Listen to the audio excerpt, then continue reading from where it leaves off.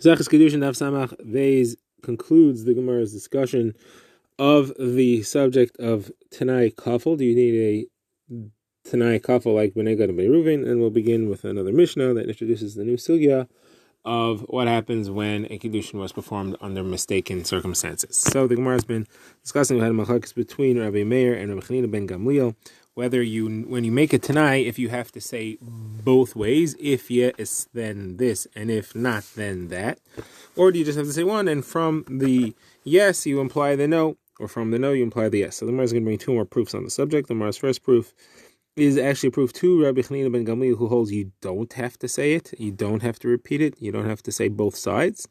And this proof is from the shvua that a saita makes, the kohen makes the saita swear. Now there are two different shvuas that she makes. She makes a shvua where he says, if you did not lie with a man besides your husband, then you'll be clean from this shvua. And then afterwards, there's a separate shvua that says, and if you did, then there will be a klal, there will be the curse that will happen.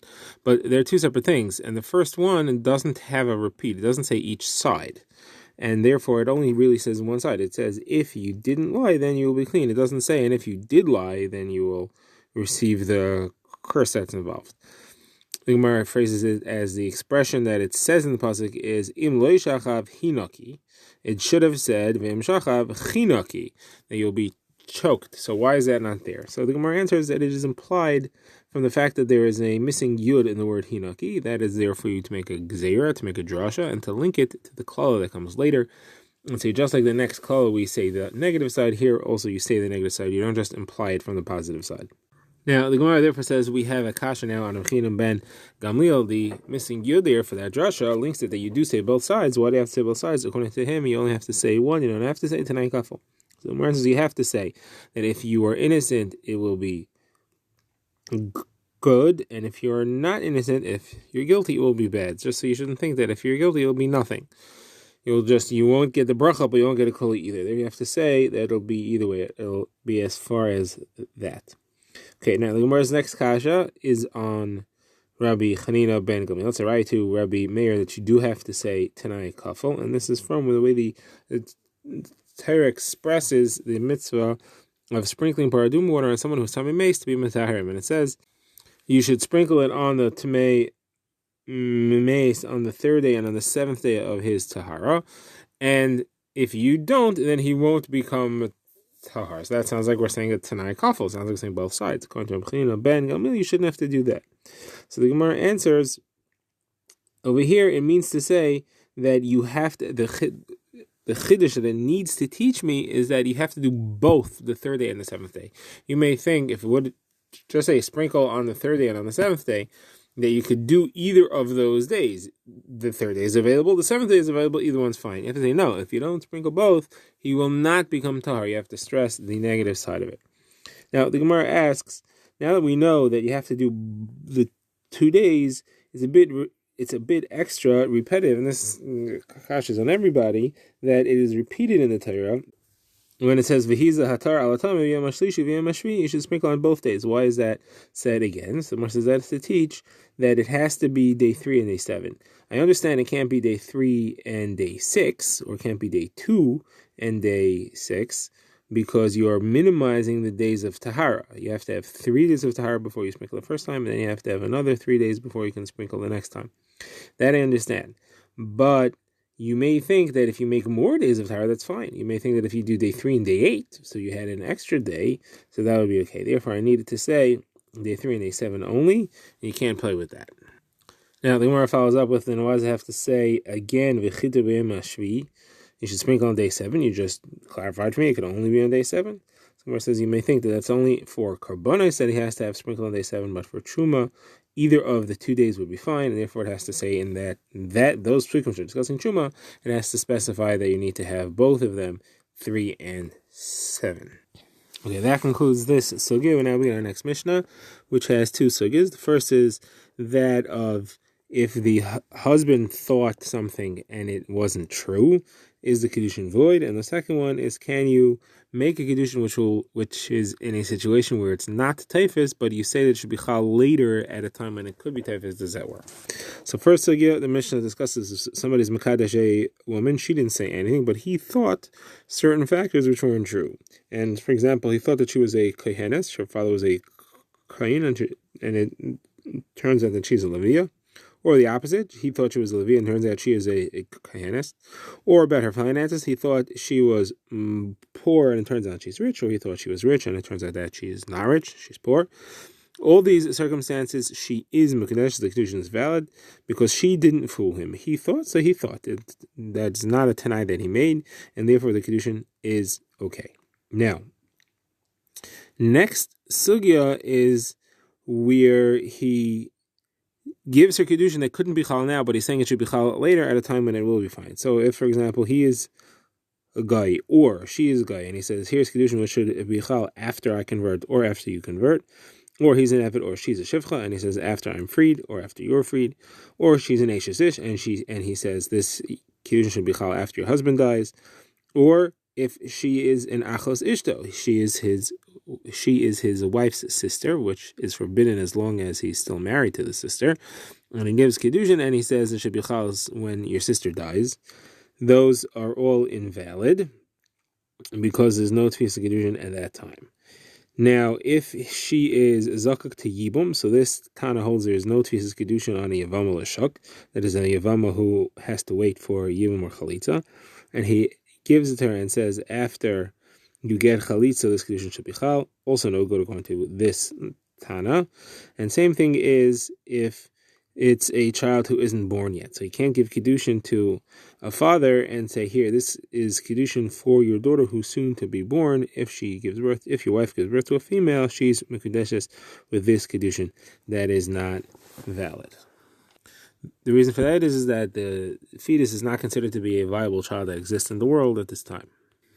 We now begin the Gemara, and the Gemara has a kasha on our Mishnah that it contradicts a different sugya in Maseches Truma. So over there it speaks about what happens if somebody wants to separate Truma from fruits that are already harvested, already cut from the ground, on fruits that are still attached to the ground. Now, the halacha is that fruits that while they are attached to the ground are not chayiv in Truma, and Truma does not take effect on them. So if somebody separates Truma from fruits that are chayiv in Truma, that is because they've already been detached from the ground, on fruits which are connected, it's not chal the Truma, and all of it is tevel, it remains tevel. When you harvest the mechubarim, they remain tevel, because the Truma that was taken for them is not valid, and the Truma that you took is also not Truma, and if you give it to the Kayan, it is invalid Truma, and it's tevel, and he has to find a way to be metakin it himself, either by being marfish on something else, or by being marfish part of it.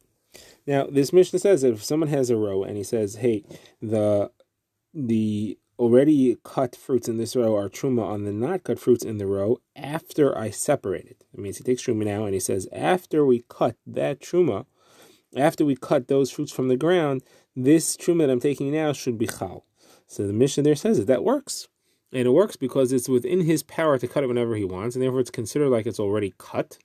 It's not an obstacle to the fact that it's not cut yet, and because he says that this Truma should be Chal when I will cut those, it is good. So the question is, in our Mishnah, we saw all these things where the Kiddushin can't be Chal, even though he says it should be Chal at a later time when it'll be okay. Now, the Truma's Mishnah had specified because it's within his power to cut them.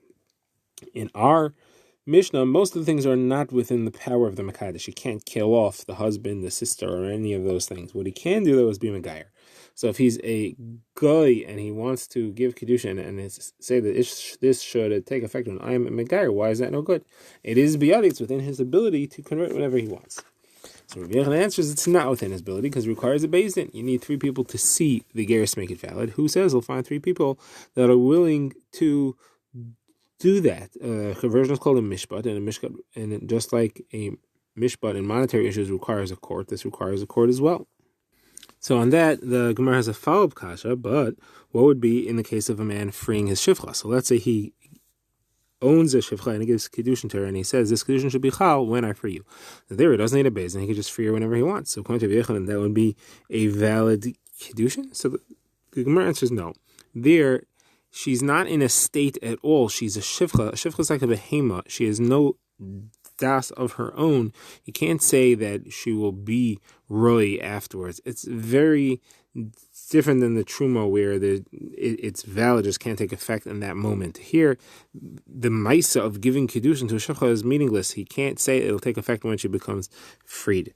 So the Gemara has a different kasha in that. So the Gemara says we'll be in a situation where he's married to a woman and he gives her kiddushin. And now he can't give kiddushin to a woman you're married to, but he says, I'm going to divorce you soon, and this kiddushin should be chal after I divorce you. So Rabbi Yechon will say that would work because it's biyadi. He has the ability to divorce her whenever he wants, and therefore the kiddushin is chal afterwards. So the Gemara says no, because even though he has the ability to be megarisher, he doesn't have the ability to be mekadisher. So who says that kiddushin will work? Maybe she won't agree to that kiddushin. So the Gemara says, if that's true, we should be able to resolve a question that was asked elsewhere by Rav Ashi. Rav Ashi asked, if a man gives a random woman who he's not married to, he gives her 2 prutas for kiddushin. He says, one should take effect now. The other one should take effect after I divorce you. So is that second kiddushin chal or not? So we should see from here that second kiddushin is not chal, because we said we don't view it as biyadai. We say that it's no good. So why is there a tzad there? Why is Rav Ashi not sure whether or not it is chal? So the Gemara says no, because here at the moment he's giving it to her, he could give her kiddushin. He's not married to her yet. Our question is where at the moment that he gives it to her, he can't give kiddushin. There's no tvisa to it, and he's saying it should be chal later. But over there, it could be chal now, and it could be chal later as well.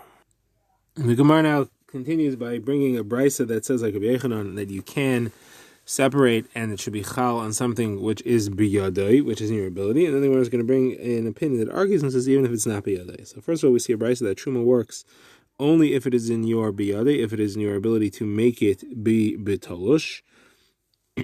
So the brisa says that if somebody separates from connected on not connected, or from connected or from not connected on connected, neither one is chal. However, if he separates from not connected on connected, and it should be chal when I will disconnect it, then it is chal. And again, apparently like Rabbi Yechanan said, because it is biyadai.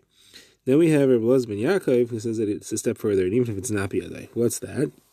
So that's referring to, again, you have connected on not connected, or not connected on connected is not chal. But if he has not connected, already detached, he wants to separate it on connected which didn't grow, not fully grown, it's only chayv and truma once it's grown a third of its growth.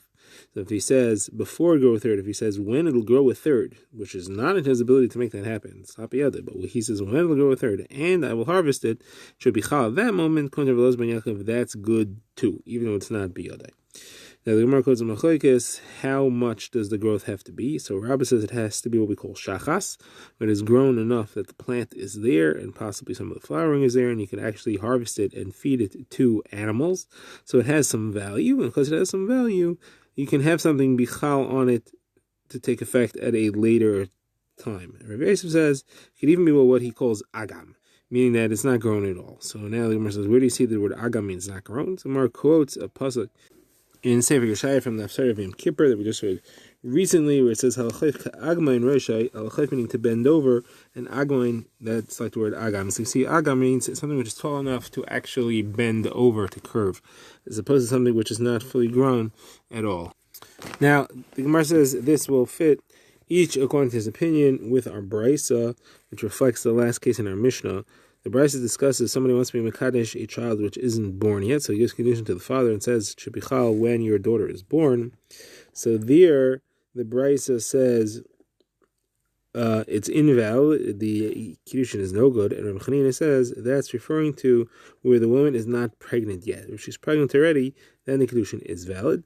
So what stage of pregnancy is that? So Gemara says that would work in this machlokes Rabbah and Rav Yosef. According to Rabbah, that it has to be grown to some extent. It has to be grown enough that the child is visible, that her pregnancy is visible, and therefore it is considered to be in the world to some extent, just like the shachas.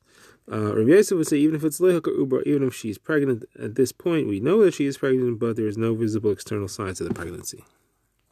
Now, the Gemara brings a different version of the machlokes Rabbah and Rav Yosef.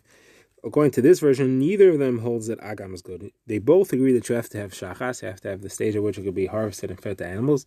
The question is, what type of shachas field are we referring to? There's two types of fields. You could have a field which is watered completely by the rain and you don't need to do anything, it'll grow on its own. Or a field which requires watering, it requires irrigation, something like that. Even if it's grown to a stage of shachas, it may not go further. It's a bit more doubtful that it will. It's not going to happen on its own. You're going to have to do it, and oftentimes it won't happen. So there you have the Mechekes Rabbah and Revesev. Rabbah says it has to be a raining field, a field that you don't need to do anything. And Revesev says that even if it's a field, you have to do something. But according to both opinions, it has to be grown to the stage of shachas. So now when we go back to B'chanina with the pregnant lady, that the Kiddushin's chal, it has to be, according to both opinions, it has to be hukar ubra. It has to be where the pregnancy is externally visible and the child exists in the world to some significance. If, however, it does not, then it would not be considered significant enough. It's not parallel to the stage of shachas, and neither one would hold, according to this version, that is okay.